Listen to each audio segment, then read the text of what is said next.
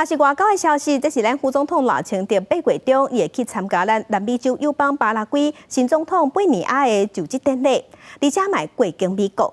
这个消息一出来，中国外交部虽表示反对任何形式美台官方的互相来往，嘛向美国提出抗议。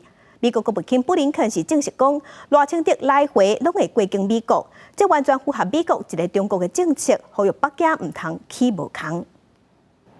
副总统赖清德8月将会带团去巴拉圭参加巴拉圭新任总统的就职典礼。这嘛是拜8月14到巴拉圭15参加典礼，中会过境美国。外交部表示，依照以前的惯例办理。我们去南美洲或中南美出访，以往都会安排在美国过境。我想我们这次也以这个以往的惯例来办理。消息传出了，中国随之回应，反对任何形式的美台官方来往，已采取坚决有力的措施，捍卫国家主权和领土完整。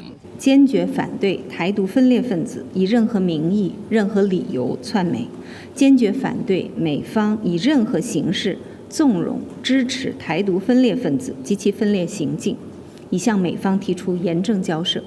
美国国务卿布林肯也证实，赖清德来回拢会过境美国，甲过去台湾副总统过境拢同款，也完全符合美国的一个中国政策。北京无理由以过境做借口，采取半人的行动。像今年3、4月蔡总统出访中美洲，就先到美国东方纽约过境，接受智库颁奖甲演讲，搁再到瓜地马拉等地访问。会停时阵是伫美国西花加州的洛杉矶过境，也搁甲美国众议院议长麦卡锡见面。赖清德这桩是毋是也会甲美国的政要见面？外交部正保密拢无讲。记者综合报道。